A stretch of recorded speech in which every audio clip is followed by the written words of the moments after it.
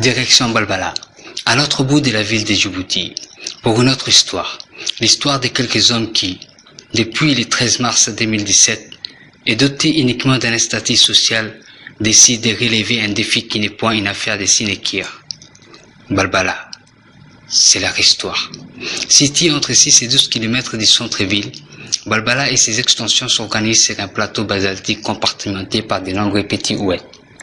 Altitude s'élevant progressivement du nord au sud, à l'abri des cris dévastatrices de l'oued d'Ambouli, Balbala présente par conséquent les meilleures conditions d'implantation, en dépit de la nature rocheuse du sol limitant les choix en matière d'infrastructure et présente des difficultés contraignantes pour les fondations et l'assainissement. Et malgré tout, le plus grand quartier qu'elle appelle Balbala devient un quartier de nouveaux urbains, ici de l'exode rural. Puis peu à peu, des droits de construction sont peu à peu cédés aux occupants. Et les quartiers acquièrent ainsi des caractéristiques urbaines avec des constructions en dur, puis des écoles et autres services et équipements marchands sont installés. D'autres quartiers deviennent ensuite, avec le temps, les symboles de l'habitat précaire et informel, principalement visibles aux abords des quartiers populaires de Balbala, où s'étendent des bidonvilles construits au moyen des cartons et des sacs plastiques.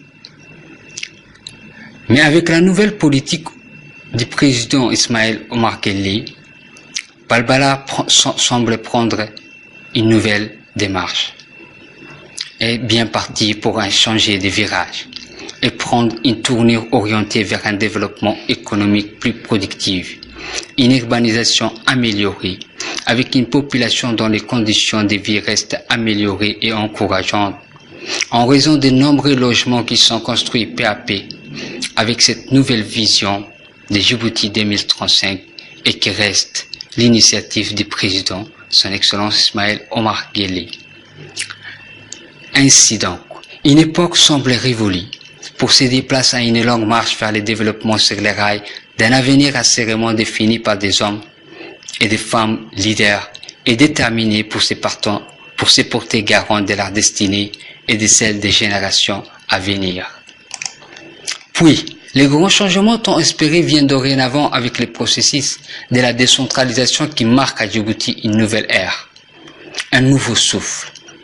Car des jeunes hommes et des jeunes femmes leaders, élus au suffrage universel, décident de marquer une nouvelle page de leur histoire et prendre en charge la gestion de leur ville et de leur environnement. Grâce à la décentralisation, les villes, puis les communes, en tant qu'entités autonomes dotées de la personnalité juridique et de l'autonomie financière, deviennent une réalité.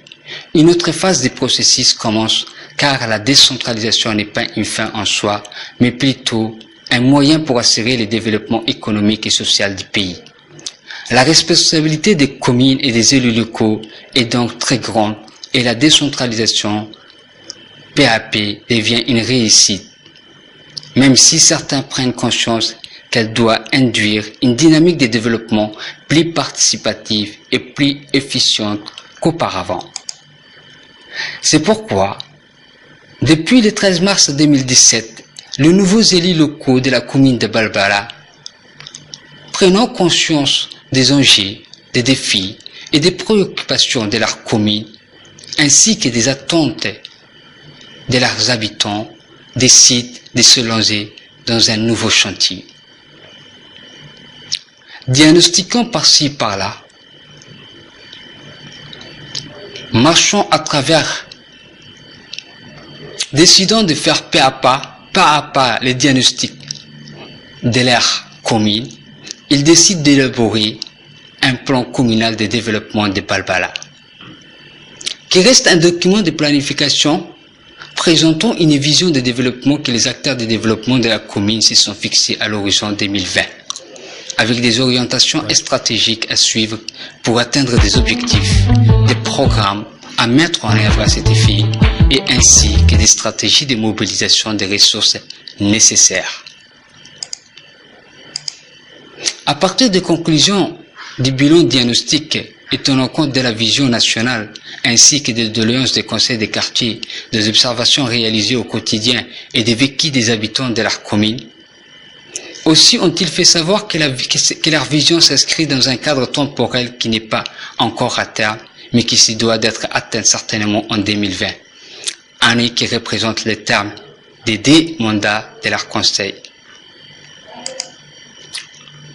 Ainsi donc, une nouvelle vision apparaît au sein de cette équipe qui s'est dit déterminée et engagée pour bâtir un Balbala qui sera une commune dotée d'infrastructures modernes, ayant une économie florissante et compétitive dans un environnement protégé avec une société axée sur l'unité, la stabilité et la bonne gouvernance locale, tout en respectant les droits fondamentaux de la personne humaine d'ici 2020.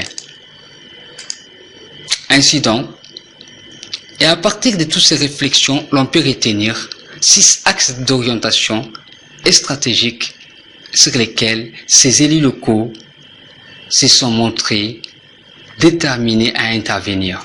1. Améliorer les capacités d'intervention et de visibilité de la commune. 2. Faciliter l'accès des populations aux services sociaux de base. 3. Assainir les cadres de vie des populations pour un bien-être social. 4. Doter la commune de plans d'occupation et de gestion de l'espace à travers les schémas d'urbanisation de Djibouti élaborés par le gouvernement djiboutien. 5. Promouvoir le tourisme durable, la culture, le développement de la culture, les sports et loisirs. 6. Promouvoir l'artisanat dans la commune de Balbala. 7. Promouvoir les meilleures pratiques de gouvernance locale. Et le tout défini à travers la vision de Djibouti 2035.